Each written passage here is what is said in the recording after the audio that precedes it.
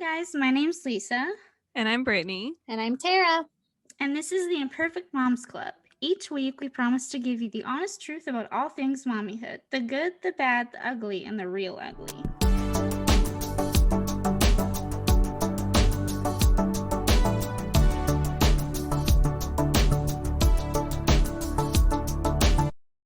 I feel like as a mom, I don't, like, in quotes, have time for anxiety and depression. Like it's like I'm not taking it seriously anymore because I'm like, I'm too busy. I have, and so like when I have these moments of anxiety, I kind of just ignore them or whatever until they like blow up. And then I'm like, oh, I mean, I'm taking my meds. So I do take it, seriously enough to do that. But yeah. And then I just feel like, oh, Paul doesn't want to hear about this. Like talking to my husband is, I don't want to burden him with my stuff because I'm like, my stuff isn't that important. I don't feel like it's as important as, and obviously like we have to take care of Lily and whatever. And so, I mean, I've always been like that. Like I've always kind of put other people's needs and wants above mine. And so I guess that kind of makes sense that I would do it for this. But I don't know. I feel like, I have to work on that because depression is like a bigger thing, it's like a big deal, but it's really easy for me to just be like, I'm fine, even though I'm not. So that's something that I don't know if either of you can relate to that. Oh, I can totally relate to that because like there's a lot of layers to my depression and my anxiety, and a really big layer was how do I say it without getting in trouble? There was someone at my work I needed to get away from because they were a huge trigger, and I couldn't get away from them like at work. And it got to the point where I was like do we like what are we going to do? And I remember kind of breaking down in the living room, and I was like, well, I just don't want to like uproot our entire life because it's not important. And my mom's looking at me and she's like, what do you mean? My mom was there. She was really a huge help during my whole like major breakdown on getting me back on the right track and getting my husband on the right track and everything. And she's like, well, what do you mean? And I'm like, well, I'm just the wife. Like, I don't matter. Like, my problems don't matter. And she was like, what do you mean you're just the wife? Like, yes, you matter. And my husband was like, well, that makes no sense. You are a part of this family. You're a major part of this family. Like, it matters. So yeah, because I was like, well, I'm not the husband. So, and that's just such an old way of thinking. And he's never made me feel that way. So I don't know why I thought that way. But and then, anxiety likes to whisper in our ears and tell us a bunch of crap that isn't true. Like my brain always tells me, so I have Paul, my husband, and then there's Brain Paul. And Brain Paul is Brain Paul's a dick. Brain Paul hates me. And he like thinks that I'm terrible and that, whatever. And so like if we have a disagreement or something, like I'll get in my head and Brain Paul will just make me feel terrible and awful. And then I'll get mad at Brain Paul, and then Paul's just like, but Lisa, I never said that. I actually said this, which is way more supportive. Like, I mean, I don't know. So it's just really hard. Like I have to, I don't know. But what you said earlier about being like just the wife, like there's a lot of, I mean, I hate that word just because like we use it all the time, but it's, that's a shaming word, right? Like, it's not just anything, right? Like being a wife is a big deal, being a mom is a big deal, but I feel that way too. Like I'm just the mom, like I'm just here, I'm like a piece of furniture. And I feel like that all the time when really, I should be like, no, I'm a big deal. Like I take care of the baby.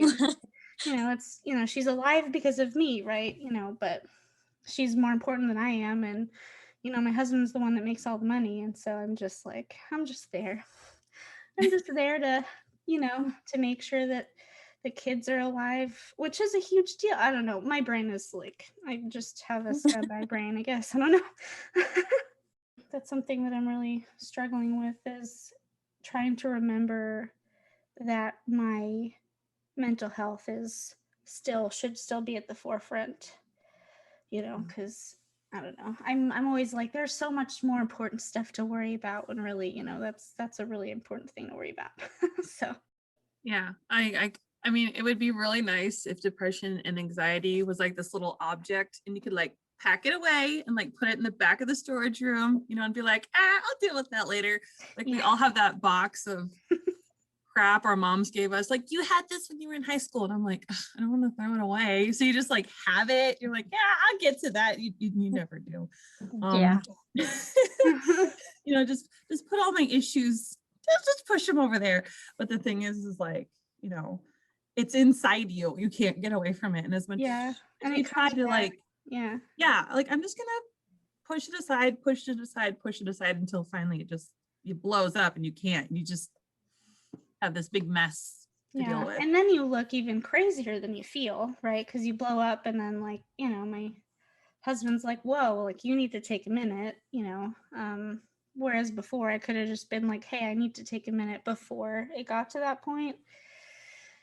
Just it's just one of those things that I like have to deal with all the time. This is another quirk about me. Yay. So much fun. For me and my husband, like our brains just work so differently. Like we are as opposite as it gets. Like my best friend was like, how did you two even like start dating? Like you're so different. But we're the epitome of opposites attract. Because I'm very creative and free flowing and let's try new things and you know, always got to try something new, always got to do something new. I've got like 3,000 hobbies and I'm up for adventure. Like, let's just get in the car and go. Let's just go somewhere, you know? And but Yeah. he's very, very logical. Like there's like a calculator in his head and it's just like, oh yeah. So then when I was having like really, really bad depression and really severe anxiety, he tried to just talk me out of it because he's like, well, logically, this doesn't make sense. And so, oh my goodness, it got so frustrating because he was just like, just trying to logically talk me out of it. Well, you can't do that when it Yeah, comes to depression. You can't look it's not at a someone with logical thing. cancer. Yeah, you can't look at someone with cancer and say, hey, just get better. Just you don't need that. Like, Yeah. duh. Yeah. So and then he like obviously I wasn't doing the things that made me happy. Like I wasn't going out and doing crafts. We weren't going out and exploring on the weekends or you know those things that normally would bring me joy. So he would, not in a mean way, he was trying to fix me but he couldn't, but he would like force me to go and Mhm. do the things and that would just make it worse. And then then we'd fight on the way home and it was bad. So for us, it took my mom being like an outsider, like a third person to kind of step in and be like, Mike, she's severely depressed. She needs help. She needs medication. I'm going to take her to the doctor. So I didn't want to go alone. I wanted some support there. So she went with me and then she was able to help me and be my support system and just kind of explain what was really going on in my head because I was just this emotional gross mess, you know, like snot coming out everywhere and crying and just not able to express myself. And so for us, it took a third person. And I Mhm. was just really lucky that I had that third person because not everybody does. Yeah. So I think that no joke, I think we have the same marriage. I was listening to you talk and I was like, that's Paul. That's my They would be he's best super friends. yeah, like seriously, we should all like hang out for real. But he's very, very logical and I'm more on the emotional side. And so he just always tries to fix things. Like when there's a problem, he always needs to fix things and then, you know, he'll get exhausted because he can't, you know, he can't fix everything, right? Like sometimes I just need him to like listen and Mhm. not try to fix it and just hear me out, whatever. And he's great at that. It's just, you know, I can tell that he like it bothers him that he can't fix my problems for me. And so he's, you know, because again, he's all logic and I'm all emotion. And so, I mean, and then you were saying like we're polar opposites, you know. I mean, me and my husband, I like to say that we're perfectly complementary because everything's like different, but it like works. Like it makes it work that much better. I feel like if we were exactly the same, we would just hate each other. Because Yeah. like having two super emotional people, like I don't know, I feel like there's like he brings me down to earth, right? And then you Mhm. know I'll help him out, you know, I'll help bring him like up a little bit, right? And so yeah, it's so it's difficult when he's I can tell that he's struggling because he just wants to fix me. And, but at the same time, he recognizes depression as like a medical condition. Like it's, he said to me the other night, he was like, yeah, I can't just, he likened it to cancer, which made me feel really good because I had cancer. And so it was cool that but it made me feel validated, I guess, because it's so easy for me to fall into, oh, this is just anxiety. I'm just depressed. But again, it's that just word. Hate that word, right? And so like this I've been having these like heart issues or these episodes or whatever, and they can't find anything medically wrong with me. And so it's frustrating because I'm like, well, it's just my anxiety, but it's just my depression and anxiety, and it's just it's easy to say that, but really it's a thing, it's a real thing, and I need to, when I start to get those episodes, I really need to like take a step back and maybe like take something for my anxiety or whatever and just, breathe through it. But I'm always doing that. Like I'm always invalidating myself. And so it's really nice that he can, validate it for me. My third person, like you said, I guess is just my therapist. I mean, I see her every week, and it's nice to have someone that I can bitch and moan to every week. Because that's another thing is I don't want to. I'm the kind of person that like I don't want to burden other people. So it's really hard for me to talk about my, like, if I'm having a lot of feelings, or if I'm having anxiety, it's hard for me to talk about it.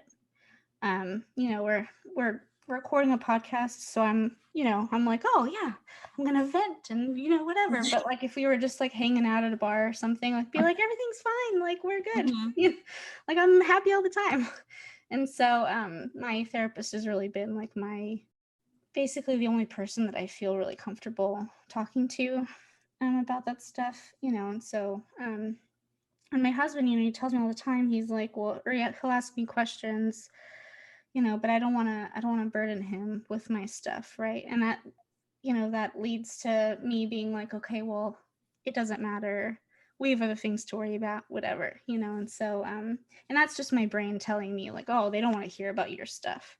Nobody wants to hear that. Like when people ask you how you're doing, they don't really care or whatever, but some people do, and I need to realize that. It makes me feel really lonely, I guess. But that's just me doing that to myself. Like I feel like if I was more open with people, it would be better. But it's my brain just likes to convince me that, you know, nobody really wants to hear about my anxiety. So it's hard. It's hard sometimes.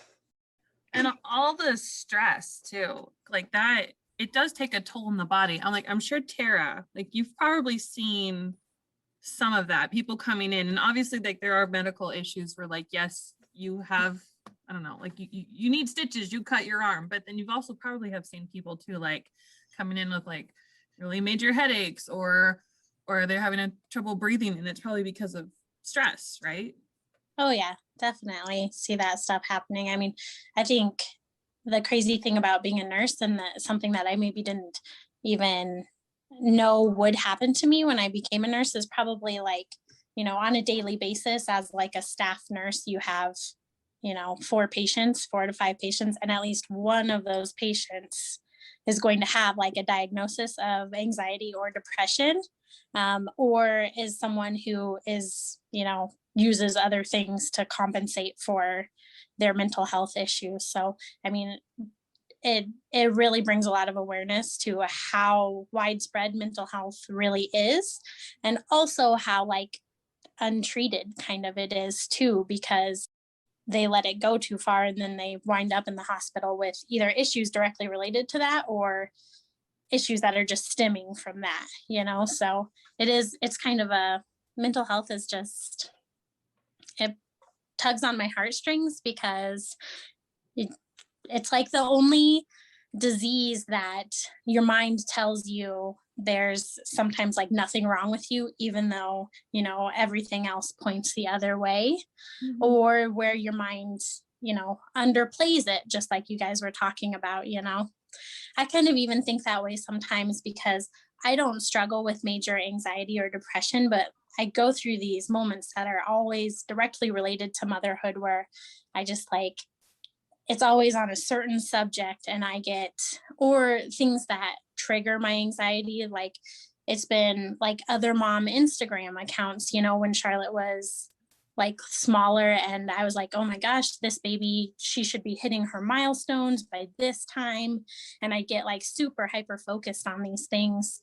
And then I downplay them because at the same time I'm like, well, this isn't like a real problem. Other people have it worse than me. And so that's where I think sometimes we need to like step back and say, that doesn't discount how you're feeling or things like that. So I think it all kind of plays into that mental health and how to, kind of adjust your thinking so that your mind is a little more healthy. Like what you're hearing so far? Be sure to hit that subscribe button so you never miss an episode. This podcast is made possible by listeners like you, and we really love sharing with you guys. Now back to the show. Just to go along with that, another thing about like my husband is he doesn't have like, well, not any that I know of anyway. He doesn't really have any like apparent mental health like issues. Like I've seen the dude kind of stressed, but like he's cool as a damn cucumber, like all the time. And so, I think being with someone that doesn't have the issues that I have, it's hard to get them to understand fully. And so, like, there are some times when my brain will be like, you should be with somebody that also has depression, but then, like, no, you shouldn't. Like, because then you're just going to feed off of each other and then, everything's just a depressed mess, right? And so I'm glad he doesn't because we can have rational conversations and he can bring me down to earth. But then at the same time, sometimes, it's hard to explain. And then, once I get past I don't even want to talk about it because I don't want to burden him, then it's how do I get him to understand, what I'm going through? Because none of it's rational. Like, I have thoughts in my head all the time where I'm like, where did that come from? Like, that was super weird and odd and bizarre, And my last pregnancy, I actually went to the ER twice with heart palpitations because it was just stress. Like, I worked as a paralegal at the same time, and just they just threw like everything on me and all the time. And so, I wasn't really paying attention to how the stress was affecting me. And then I just assumed when I was having heart palpitations, I assumed it was something medically wrong when really I was just way too stressed. And that is, it does cause medical problems. That's something that we tend to forget is that causes palpitations, it causes chest pain and causes these things that would lead you to go to the ER. And it's not, and then we'd be in the ER and I'd feel stupid because I'm like, oh, well, I was just anxious. Like, I'm just stressed, but again, like it's not just anything. Like, it's bad when it gets to that point. Like, you want to try to manage it so it doesn't get to that point, where you do need medical help and whatever. And so, and for me, like, so I had cancer in high school, and that was like a medical problem, and they knew how to fix it and stuff. And so now I'm kind of struggling with nothing is medically wrong with me anymore.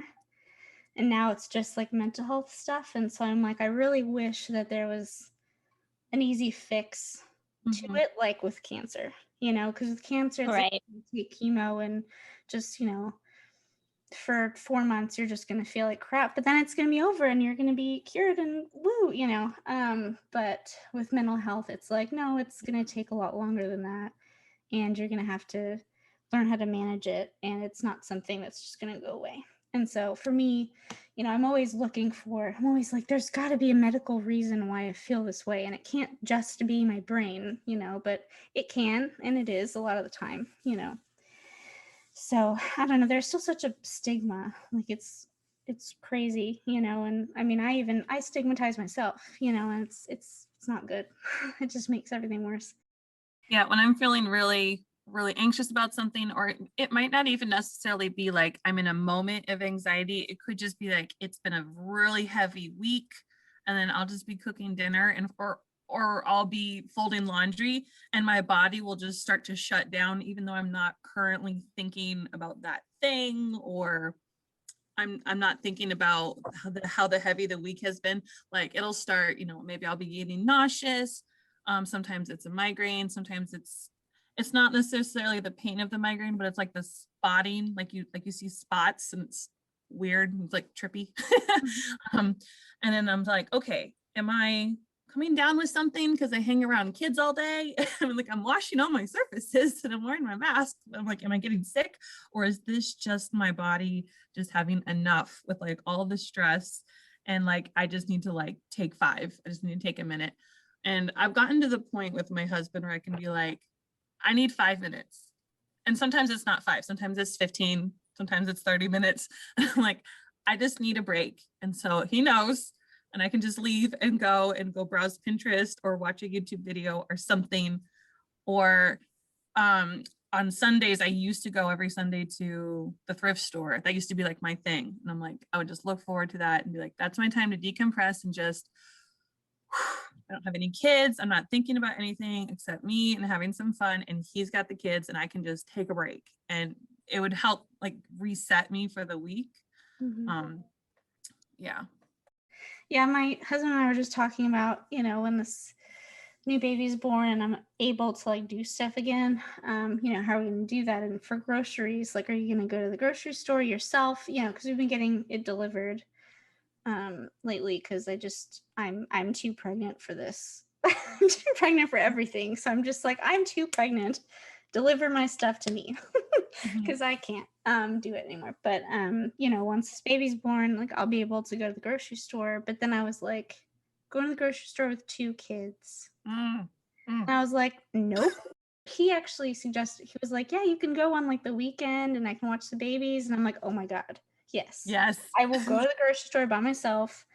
That will be my time. I love it, And in this podcast, that's also like my time, it's like, oh, friend time, like every Sunday, it's something I can look forward to. And so I'm really happy that I can take these like little moments when I can. Cause even though I'm not doing much right now because I'm huge and pregnant, I'm still stressed about not being able to do stuff. And I'll still try. Like earlier today, I unloaded the dishwasher and I was trying to like load the dishwasher. And my husband was like, hey, should you be doing that?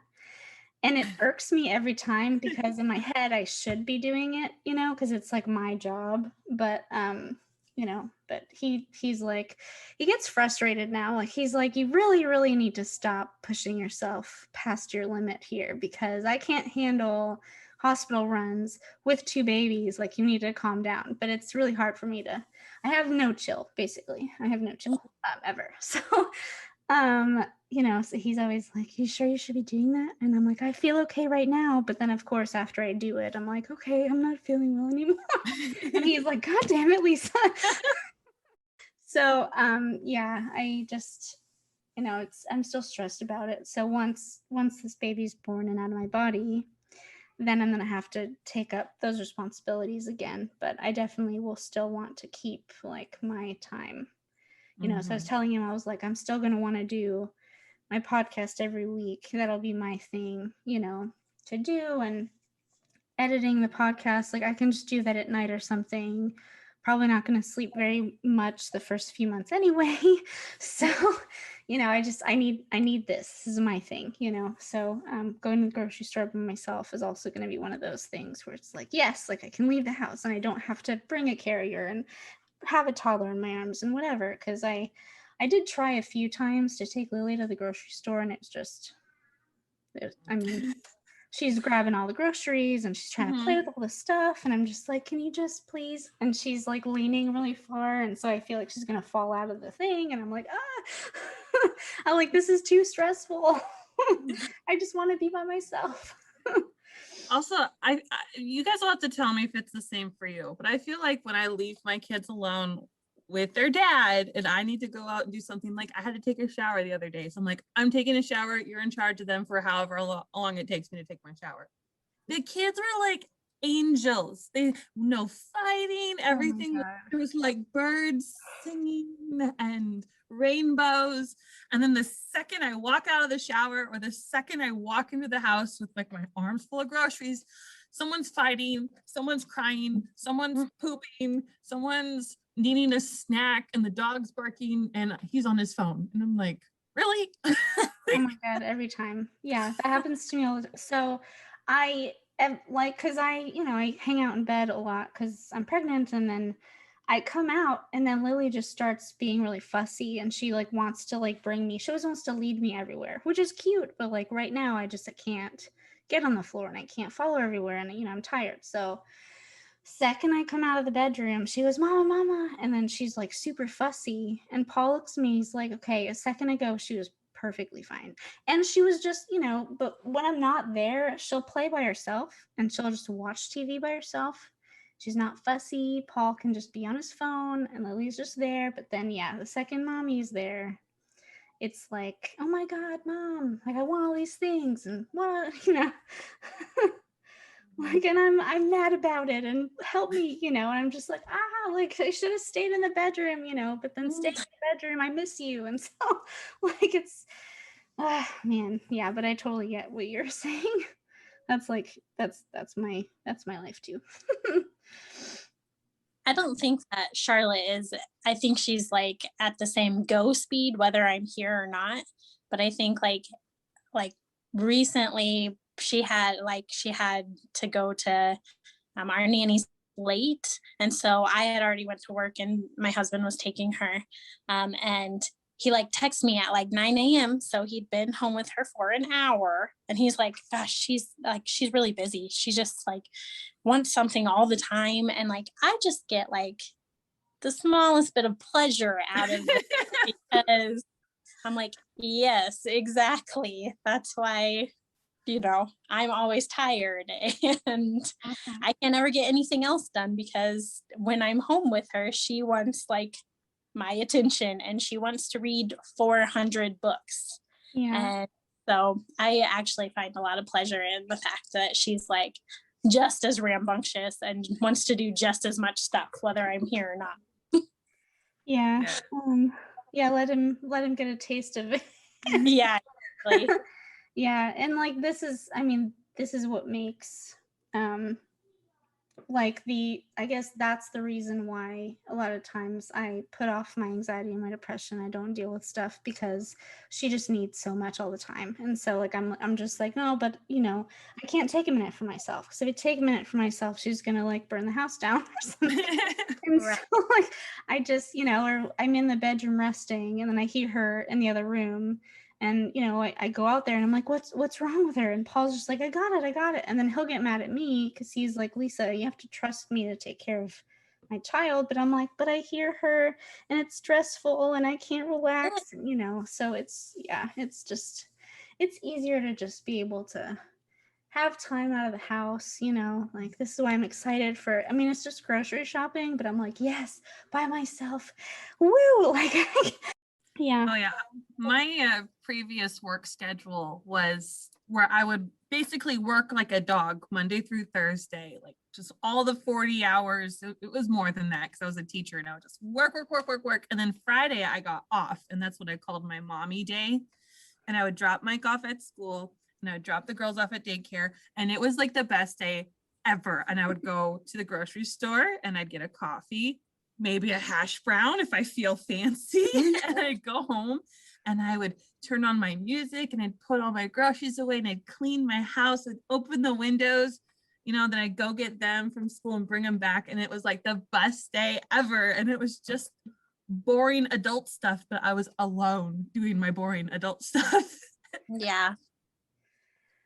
I think that I struggle with that because so I work a 4-day schedule, and so I have Tuesdays almost always off with Charlotte, and I want those days with her because I like we talked about last week, I have such mom guilt about childcare, and so I never take her on my days off, but that's why I also can't get like half the stuff I need to get done because my like one day off where Zane isn't also off is like dedicated to her. Mhm. And so, and then on the weekends we try to do family stuff. And so it's just like, it is hard because you just don't get a lot of time to yourself or to do the things you need to do. And then that also weighs on your mind. And Mhm. so that's why just nap time is like the best time of day. Yes. That's my golden hour. Like, Yeah. I will fight for that nap time. Like, I'm Oh, yeah. sorry. Like, you're like, I will fight my toddler. Like, you're going down. You will take a nap. Or if someone else is like being loud, I'm like, I will come out there and shush you. Like, I love you, but shh. And Lily, so for the longest time, she was terrible about napping. And so, like, it was 30 minutes of her just screaming and then 15 minutes of actual sleep. And then she'd want to get out of her crib. She'd be screaming again. But recently, she's perfect now. So we put her down at 1 and she sleeps until 2.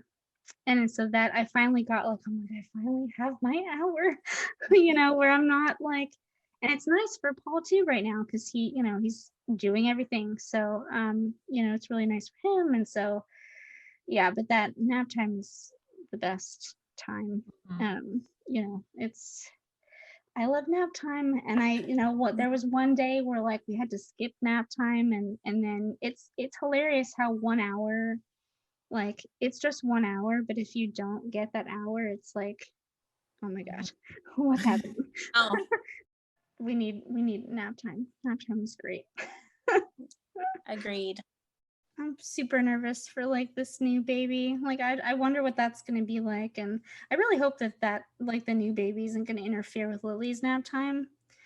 Like I'm really scared that Lily's gonna like hear the baby screaming or something, and then she'll wake up, and I'm like, oh, so I don't know, like I'm trying to prepare as much as I can, but I feel like there's no amount of, I mean, having your first kid, there's no amount of preparation, but I mean, I thought that I'd be like a little better prepared, going into the second one, because now there's even added stress of like I have to figure out logistics of having to and newborn and their schedule versus Lily's schedule, and it just adds to the stress and the whatever. But hey, I'll be 33 weeks tomorrow, so I mean it's coming. It's You're gonna so close. happening. Yeah. But I'm still like I That's so see far. that and I'm like, yeah, there's I'm close, but then at the same time I'm like, I'm really still only 33 weeks. I'm not farther along than that, really. I'm never gonna have this baby.